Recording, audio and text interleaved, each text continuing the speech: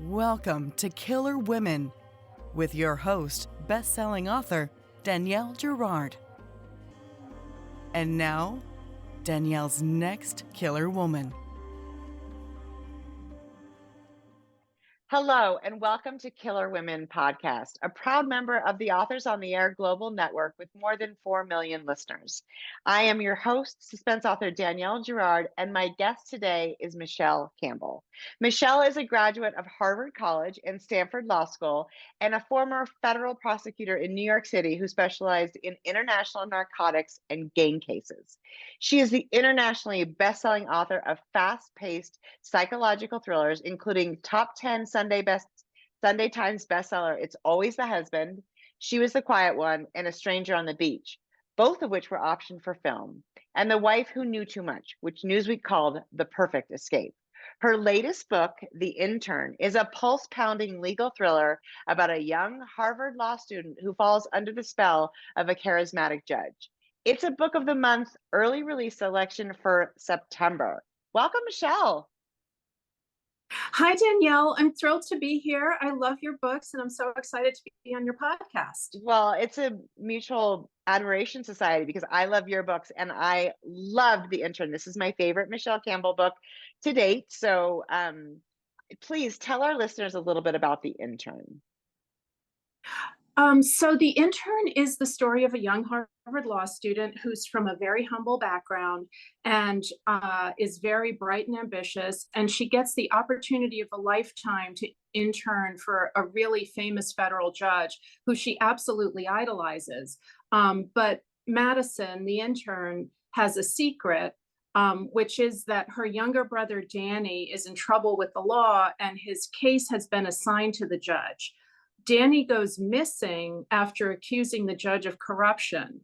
And Madison doesn't want to believe that her idol is involved in anything underhanded, but Danny swears that he's innocent, he's being framed, and the judge was in on it. So Madison has to go deeper into the judge's very dangerous and mysterious world in order to find out what happened to her brother. And as she does this, it becomes this kind of cat and mouse between this judge who's taken on this young woman to mentor, but who realizes that this young woman is perhaps hiding something, and Madison herself, who obviously has a huge amount at stake, both in terms of her brother's safety and her own career ambitions. Right. I love this. I want to know, can you remember the spark for the story? I always love to see if we can sort of draw out how the author's brain works. Well, the spark is really that I wanted to return to writing legal thrillers. So I've had a long writing career. And a number of years ago, I wrote a legal thriller series under the name Michele Martinez. My full name is Michele Martinez Campbell, and I'm half Puerto Rican. And I had written a legal thriller series that was really rooted in my own experiences about being a federal prosecutor in New York. And then after a while, I started writing domestic suspense, and I had a big career change. In between, I went back to law for a while. But when I came back to writing, I was writing those Gone Girl type books. You know, we all love those toxic marriage stories and those like frenemy thrillers. I really loved writing those because they were so character driven, as well as being obviously really pacey and having great plots. So it enabled me to dig a little deeper into my writing, but I still missed the sort of legal world, which was where I had come from and what my background was in. So I really wanted to go back to writing a legal thriller, and the idea just developed out of, you know, my own experiences, having been a young law student, having been a law clerk to a federal judge, and kind of the exciting backdrop that the courthouse can provide, and just wanting, you know, to get back to that realm, which is, I think, has had a huge resurgence. You know, we're in a moment where Suits is the biggest show on streaming. John Grisham is about to publish a sequel to The Firm, and it just seemed like the time right to go back to the legal thriller. So that was really the impetus. That's so interesting. So, this business is so funny, right? Because we were talking about this a little bit before we got on air, and that I think our publishers really are comfortable with us doing the one thing that we've done really well. Like I'm a police procedural writer. I've always been a police procedural writer, and you've been a domestic. I mean, you've been a domestic as Michele Campbell, a domestic suspense writer, and yet I think our readers love, love, love to read something. If they love our writing, then they'll be super excited to follow us to sort of a new path. And I think this is 100% going to be the case with the intern because it's all the like wonderful Michele Campbell stuff, but it does feel like to me I feel like you resonate in the story in at a higher level because it feels like your world. And I think I always read the about the author and the acknowledgement sort of first. That's my MO. So knowing that you were a Harvard law student, I mean, a Harvard undergrad, you were a law student, you're back in Boston. It really felt like, okay, this is this is her jam. This is where she belongs. So tell us about that. How is it to be back I read it, I haven't read every Michele Campbell book, but I've read enough to think that this is your first book back in Boston, right? Being in. Yes, well, actually that's interesting because I've set books in a number of places and they're all Yeah. places that I've lived. Yeah. So I spent a lot of years as a lawyer living in New York, and a lot of my books have New York in them. Certainly my first legal thriller series, but also It's Always the Husband is set between New York and a college town in New Hampshire. I actually now live in a college town in New Hampshire, but Boston is our closest big city, and we do Yeah. spend a lot of time. And so I've never really left it behind. Yeah. And I had never seen a book there, but in recent years, I've been yearning to do that because it is such a great city. It has such an interesting ethnic mix.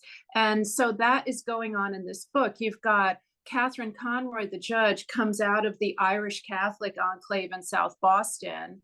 And Madison Rivera is Puerto Rican. And, this sort of mix is really present in Boston. Yeah. Also, law in the courthouse is really ethnically diverse. So I have characters, from every background. And I think it just makes for a really interesting brew. And in terms of the setting, I feel like Boston it has all of that sort of glitz and glam that we love in our books. And that also goes sort of to the legal backdrop because, these are not people who are spending time in the gritty streets. It's like courtrooms, boardrooms, a gorgeous townhouse in the Back Bay. Yeah. Everyone is beautifully dressed, Right. so I love writing that stuff. And it was always really fun to write that with domestic suspense. I love writing a good house. There's a great house in this book. Yes. So all of that, like being in Boston, just seemed to really flow and was so fun to write, and I think is really fun to read. So fun to read. I absolutely agree. So tell me, does Madison come from? The other thing I love that you do in this book is we really start in Madison's point of view. And so we think it's Madison's story. And then, whatever, 50, 75 pages in, we go to Kathy and her background. And then we sort of go back and forth between these two, really sort of scrappy women, right? Both of them humble backgrounds, difficult childhoods. Let's just leave it at that, right? Like these are not people who there's plenty of silver spoons around in this book, but these two women did not grow up with silver spoons. So was Madison the first, or was Kathy first? I wondered about that. Well, it really, in terms of if you're asking like how did the idea come to me? Yeah. I really wanted to do strong women. And so like the whole female-led thriller is something that I have been writing for years now that I love, that I feel like resonates with readers. And so I sort of had the idea of these two women in this sort of power struggle. And as it developed, you know how it is when you're writing and you kind of get to know your characters as you're going along. And as I dug into them, I realized that while they read as so different, like Judge Conroy comes across as a silver spoon. Yep. That's how she presents herself to the world, but it's simply not true. Mm-mm. And as it turns out, she and Madison have so much more in common than they could ever imagine. Right. And as the story develops, part of the suspense of the book is I think the reader roots for both of them as Yes. more layers of the onion are peeled back and we learn more about both of their backgrounds. And part of the suspense of the book is really what is going to happen in this relationship. Are they going to become allies? Are they enemies? Will they destroy each other? Or will Right. they rescue each other? Because Right. they're both really in quite a bit of danger as time goes on. Based on the corruption in the book, Yeah. which I've had people compare it to The Departed. I don't know if you're familiar with that Yeah. film, where it's sort of like, without spoiling too much, the idea that corruption could um, sort of come from way back in your life, that you could be born into it, and Yes. essentially the idea of a deep cover spy, who's been planted to do the bidding of evil forces. And I think as we see, as Catherine's story unfolds, we see, or at least we start asking, is she a villain or is she a victim? And, Right. who's really controlling her? Madison begins to see that as well. And it just sort of comes down to the wire in terms of what's going to happen in that relationship and how they will end up affecting one another's lives.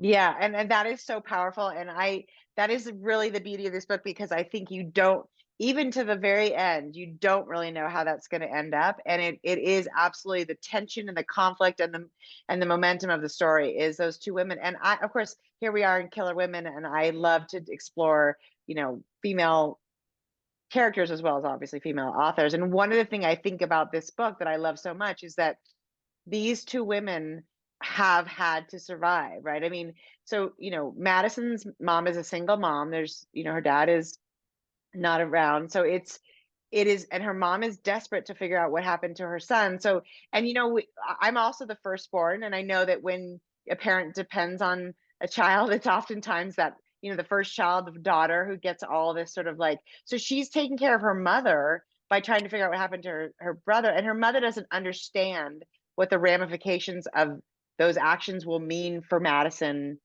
right? That she's putting Madison in, Well, not, exactly. I mean, yeah, it really is for Madison a question of what does she owe her family as right, she moves forward into this new life, because she's come from very humble origins. They didn't have much money.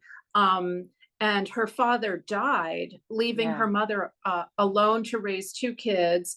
Her mother essentially was very mentally fragile. And so yeah, Madison has been in the position of taking care of her brother, who was very, rebellious and troubled and in trouble with the law a lot. And she right, has been responsible for him since she was a child, essentially.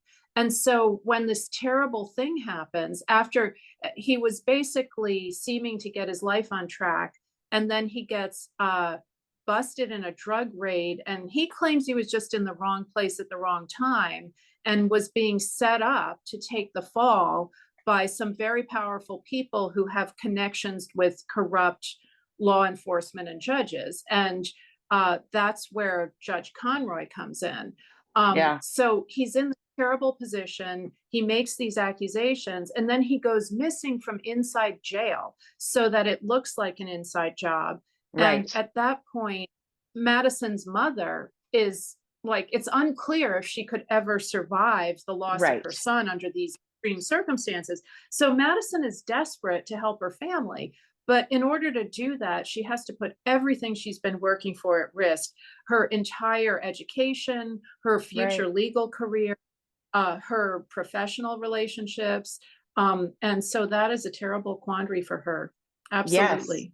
Yeah, and that's so powerful, right? Because I think it's a very particularly, I feel like, for the women in the book, and maybe for the women in general, I don't want to say that it's not true for men as well, but there is something about, that, and it's not that different. That Kathy has something similar, right? Her mother also, was alone and not an incredibly, like, strong, resilient woman. So Kathy too has this, you know, taking care of family, and in a very different way. And I'm not going to talk too much about that because it's so much a part of the suspense of the story, and you have to read it. But I love the fact that these two women are and they don't know that they are so similar in the beginning of the book, and I love how they sort of find out, that sort of their shared backgrounds, and it's very powerful. And I think it resonates, it's very universal, because I do think oftentimes in families, whether the daughter is firstborn or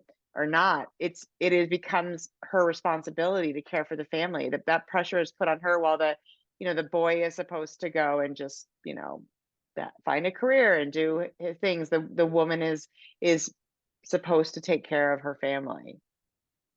Yeah, definitely. Their backgrounds are so similar. And also, you really have, I think, picked up on something with their relationships with their mothers, because both Hmm. of them have very complicated relationships with their mothers that are playing out into the events in the book.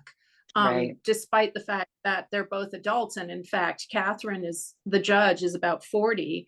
But her relationship with her mother ends up being a huge turning point in the plot. Yes. So I think those are that a lot of women can relate to, because I think a lot of women have complicated relationships with their mother. So I think we all do. What is it about mothers, right? And then we, yeah, of course, mother, right. and it's interesting too, because I think both mothers in the story recognize the mistakes they made along the way, but also that they were not in a position to make different choices, right? That is very much like, and they want more for their daughters, which both Catherine and Madison got. Obviously they both have opportunities that their mothers didn't have, but it is so not straightforward. It's very complicated, and there's incredible sacrifices on the part of those mothers, you know and also on the part of the daughters in caring for their families. So I think, and I do think it's incredibly universal. I think the statistic is something like women buy 75% of the books, of books. And so these stories to Yeah, me really resonate with readers, because whether or not we have the kinds of moms that Kathy and Madison do, which hopefully most of us, really don't have it quite so complicated, but there are layers in all those relationships. So it's 100% true. And then, absolutely. yeah, I was just going to say, like, I think that with this book, I have really tried to meld the kind of character driven writing of my domestic thrillers with yeah, uh, the legal thriller background. So, in the midst of the story of corruption and, the courthouse, you get these very deep, sort of character driven moments that yes. are about these family relationships and so forth. So it really is a blend.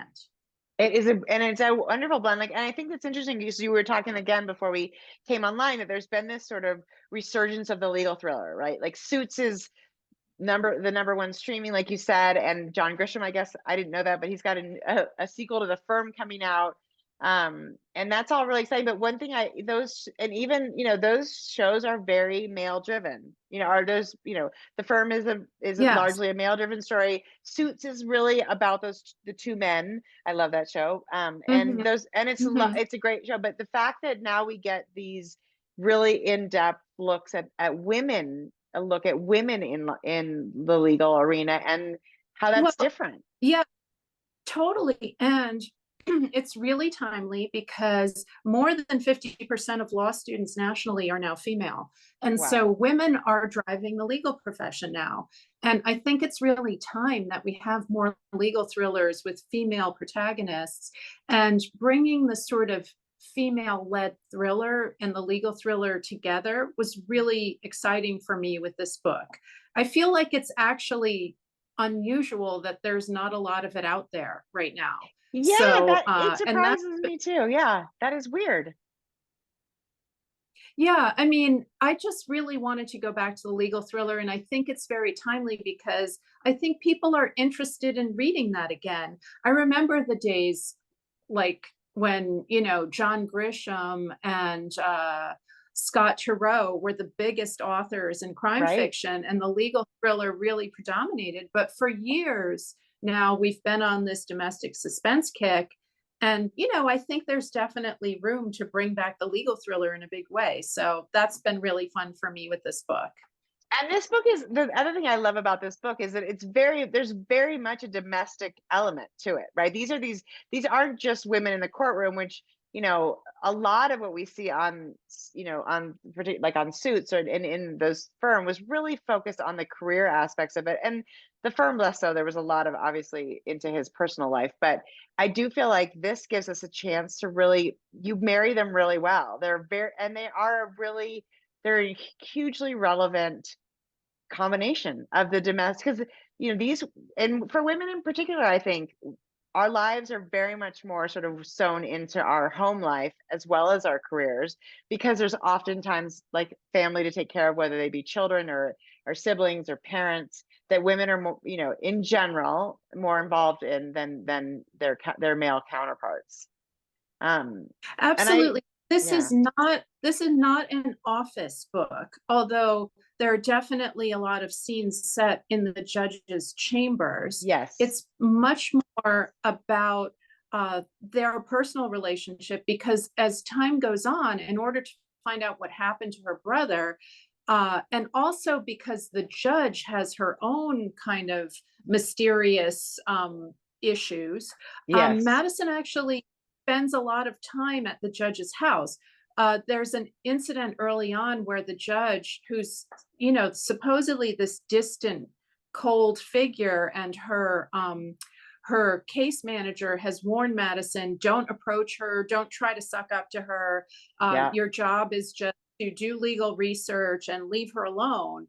But Madison is working late one night, and the judge comes into the intern office and says, would you like to come out to dinner with me?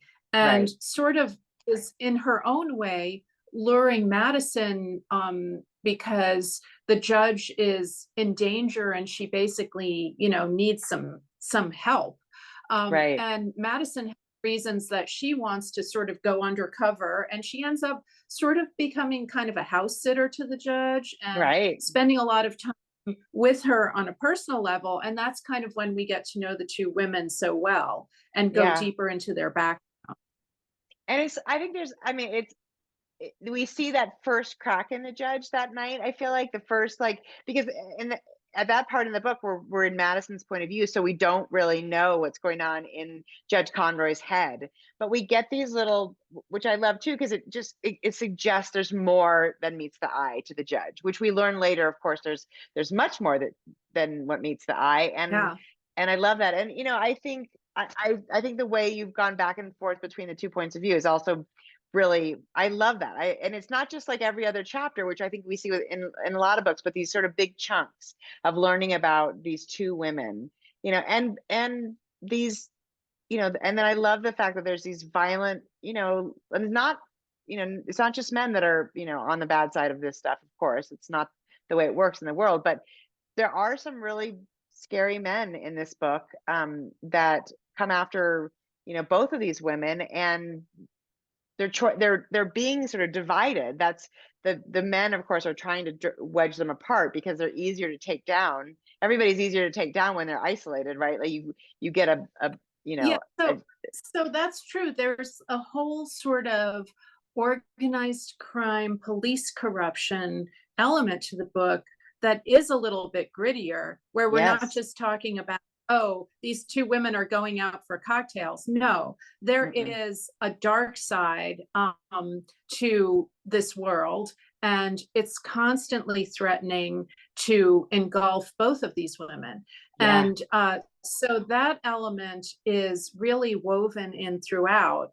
And in terms of what you mentioned about the structure, that's sort of the craft aspect that I know Yeah. you as a writer also love to talk about. But the idea that we do get the story in chunks, and so it switches back and forth. We have a big piece of Madison at the beginning, which is Yeah. very sort of plot driven and forward momentum, where we learn about her brother and his terrible situation, and then he disappears, and the judge is asking her to get more involved in her world. And, Madison is starting to realize that there's something not right there. And then we go back in time to learn more about the judge, and sort of get, who is she and how does that factor in? And then come back to the present with her as we realize, the dangers of the situation. And then the second half of the book again goes back and forth between the two women in terms of, their sort of cat and mouse struggle, and then how is this going to resolve? So it really is very carefully structured to kind of draw out the characterization, and also really to deliver kind of maximum suspense so that you really want to keep turning those pages. Which you do 100%. I was turning them madly. So tell us, like, so, since we're, author to author, I like to hear about sort of, your process. Did you sort of like, are you somebody who like outlines it all? I figure as a law student, you're probably really organized. I mean, as a lawyer, you're very organized. The process with this book was actually really messy. That's usually the case, right? Yeah. Right. Okay, Although this one was, like, I would say, one of my messiest, because it really started, I wanted it to be a legal thriller, but I was sort of, coming out of the domestic suspense kind of genre. The initial take on this book was that it was going to be about a judge and a law student, and the judge was the law student was the judge's house sitter. And in fact, the original title of this book was The House Sitter, which reads really domestic. Yes. And as I did a whole draft of this, and this was during COVID. So I think a lot of us were trying to sort of figure out how to write during that time period. It's so true, right? It's like everything was so up in the air and crazy. So I did this whole draft that was really focused on the house sitting during COVID, and it came out, I was not happy with it. Neither was my editor, frankly, because it just didn't work as a legal thriller to have only like their relationship only be around their personal side. There wasn't enough law, there wasn't enough danger, and the story was really different. Some of the characters, all the characters are the same, but it's really just like a completely different book in which Chloe and Madison, Chloe being sort of a peripheral character now, but she and Madison were roommates and best friends, and she ended up sort of getting murdered because of her father being involved in the conspiracy. And it was just all these other things happened, and it's just, it had to be rewritten. So that whole draft got scrapped. And then I worked long and hard on this draft, including really restructuring it a lot so that I could bring out, the characterizations that we've been talking about, and just kind of weave them in a way that would flow. Originally, there were just two sections, Madison and then the judge, but that really needed to get better integrated because you didn't get the judge's story until too late in the book. Right. So, this book went through a lot of changes, and I feel like it really came out great in the end. I'm really happy with it, but I had to go through all that to make it happen. So that's what happened.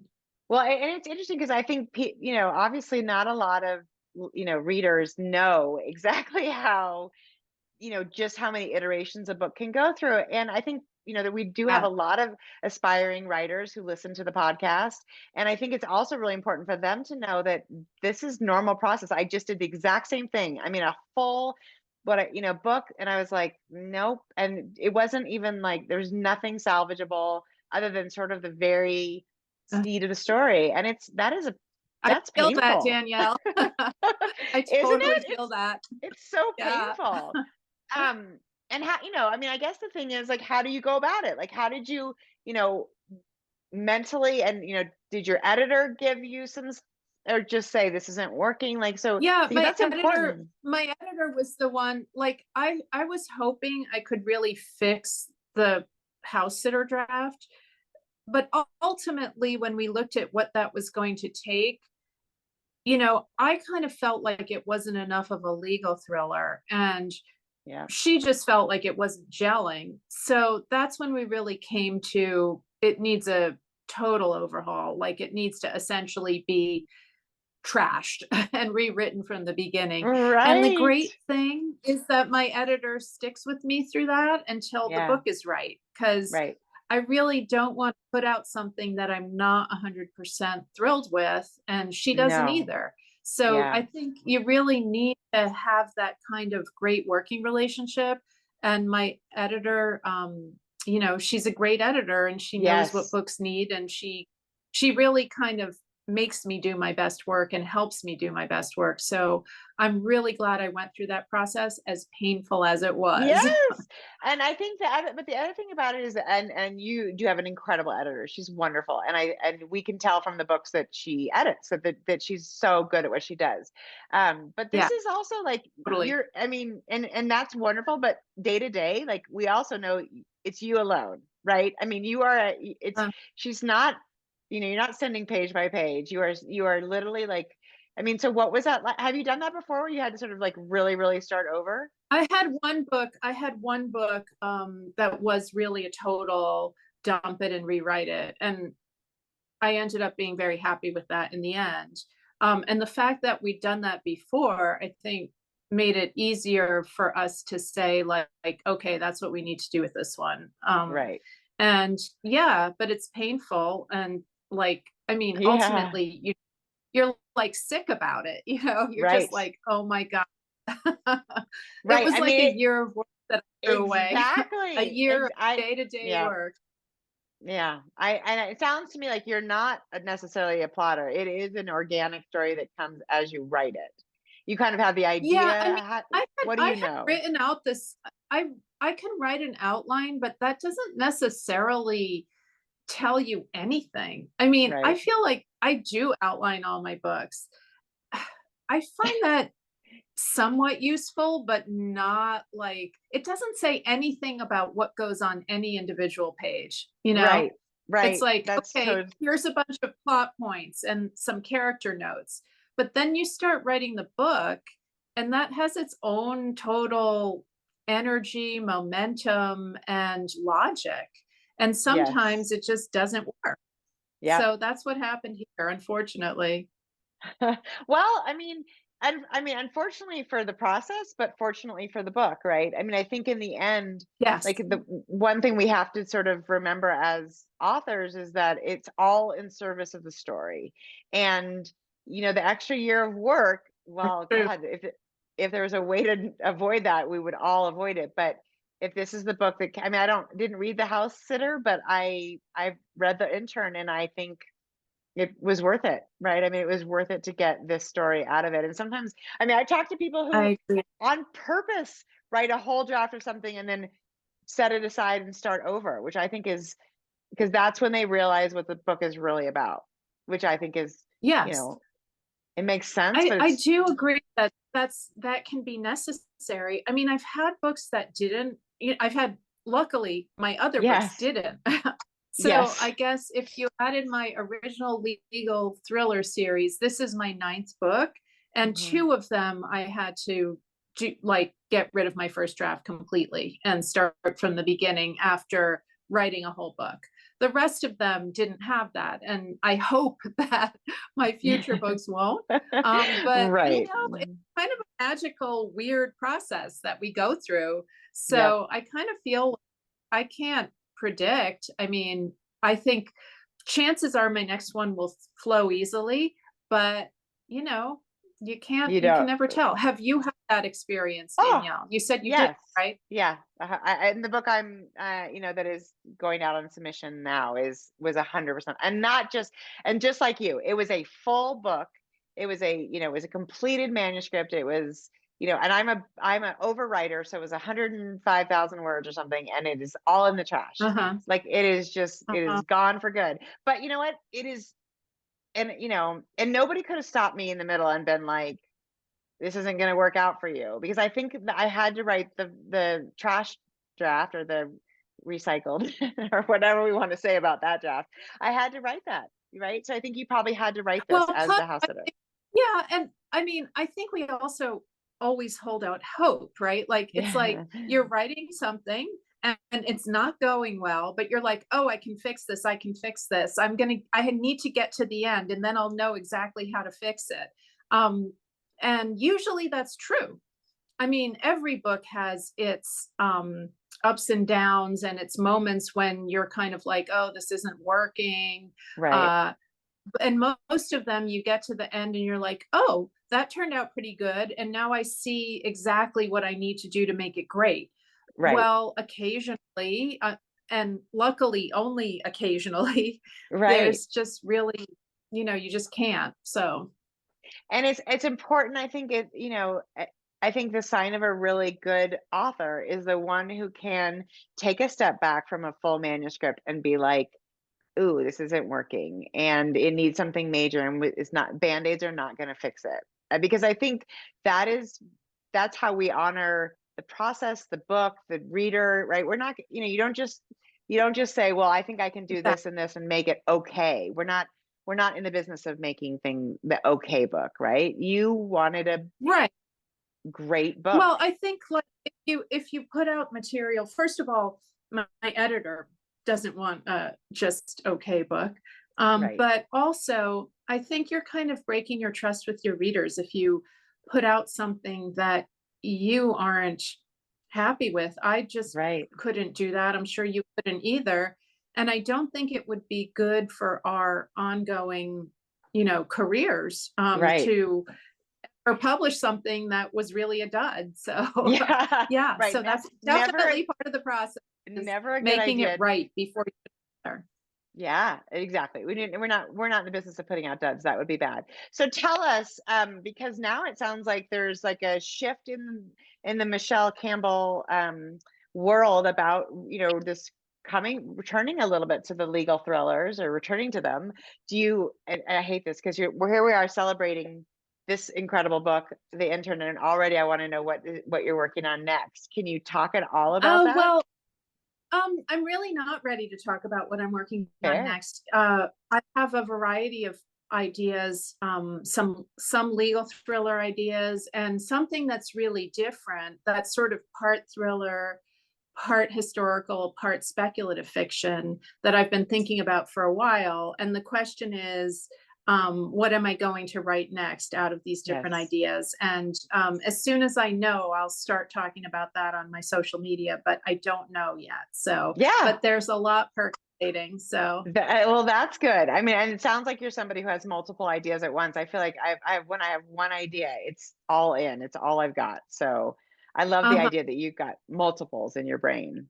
oh no, I also have, you're probably like this. I assume most writers are. I have files of like, I must have 50 book ideas. I mean, that are just written in a file that I've been cultivating literally for decades. So Yeah. like from like I was like, oh, now I'm writing legal thrillers, and I go back through my documents and I found some great legal thriller ideas from back when I was writing legal thrillers. So I'm like, Yeah. oh, this might be 10 years old, but why not?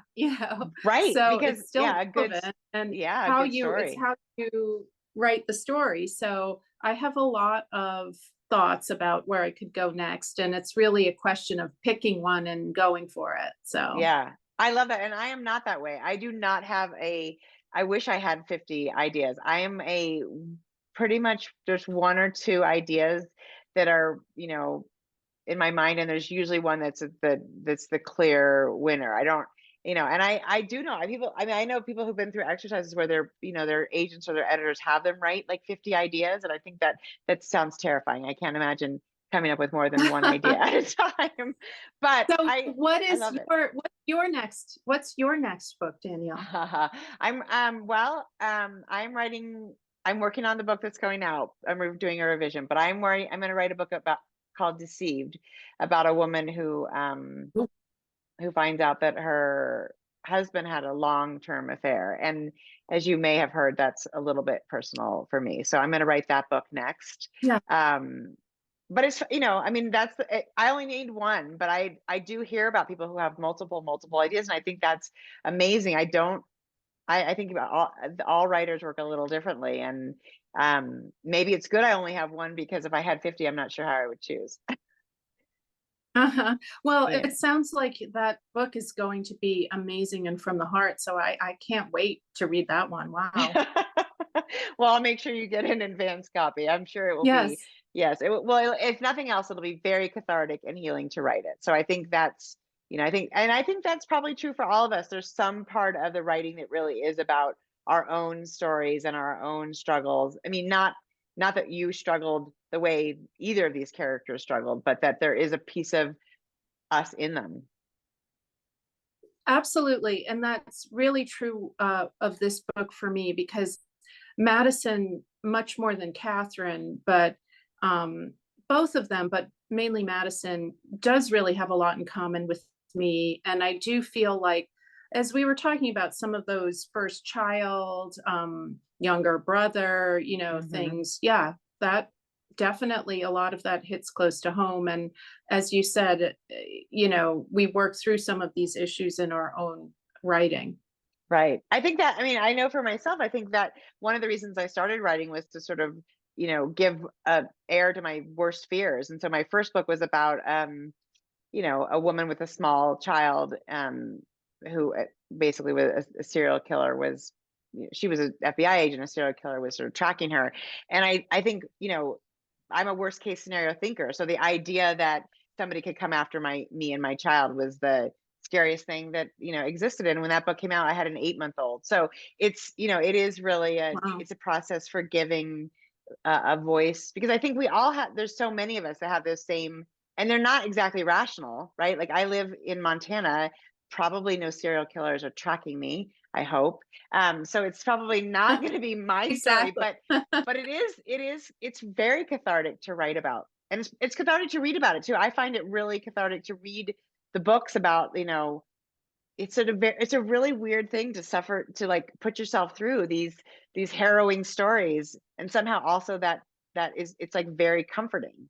It's weird, right? Doesn't really make sense. Yes, because you can make it come out okay in the end, And Yes. one thing that I really wanted for this book, again, like without spoilers, is I didn't want a terrible ending for my characters. Without saying Right. what ending they get, I wanted them to be okay, Yeah. Like, I feel like, the world is a dark and terrible place in a lot of ways. And Yeah. and while we do want to, with crime fiction, sort of work through some of those fears, as you were saying, we Yeah. also kind of wanted to have not a happy ending, but at least we want justice to be done. Yeah. And we want good people to, if not be rewarded, at least not be punished. And we want the Right. bad guys to be punished. So I Right. definitely think about that when I'm thinking of my endings. And I have to say, and there's no spoilers in this show, but I have to say, I do feel like at the end of this book, one of the things I think it's really hard to accomplish is to give a satisfying ending without everybody feeling like you tied things in a bow, which, people don't, I mean, because the world isn't so tidy, but also that you feel like you got it, there is, like you said, a sense of justice and a sense of real resolution, and you did that beautifully. So everybody is going to need to read this book. So Thank you. I'm gonna, and I actually wore my red to match the beautiful her red. Yeah, She's wearing red. I need to get. I'm actually about doing a couple of in-person events, and I was realizing I need to get a red shirt because let's see, I have my background Yes. blurred, but my book was sitting. So let's see. Well, Go the other way. I know you, everything's you reversed. We've been talking. There it is. right. And I'm sure you can't see me, but I have it up. I'm holding it up as but well. You're showing it too. Yes. So one thing that's funny about this book jacket, I just want to mention this, is that my hair and the hair of the girl on the cover Yeah. are Yeah. pretty similarly styled.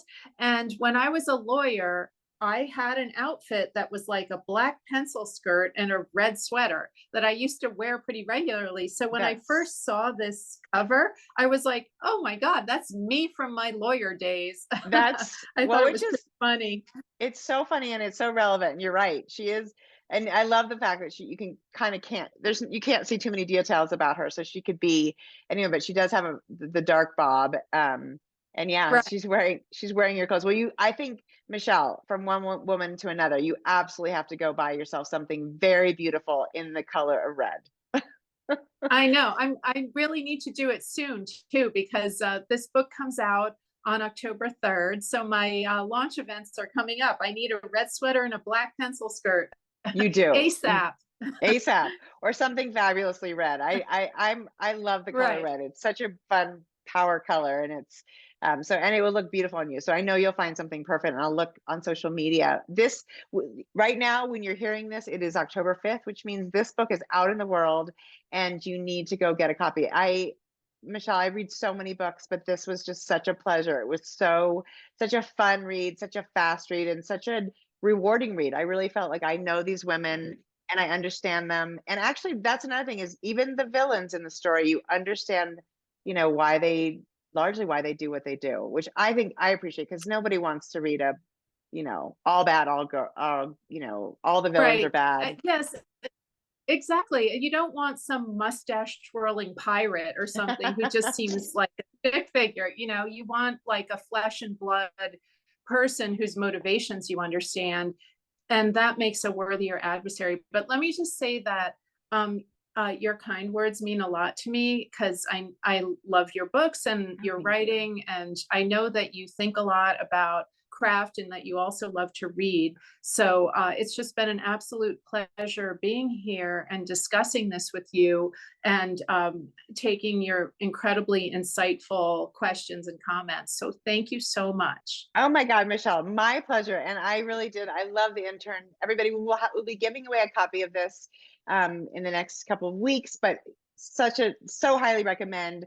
I love that you got back into legal thrillers. I knew you were incredibly bright. I knew you'd gone to Harvard and Stanford, so no dummies over there. But I also didn't know this part of your life, and I love getting an insight because I have zero experience in the legal world, and it is so interesting and such an unexplored world of women in books, I feel like. So thank you for doing that for us. Thank you. It's been wonderful to be here. Everybody, this has been Killer Women with Michele Campbell and the intern. I'm Danielle Girard, and we will see you next time. Bye.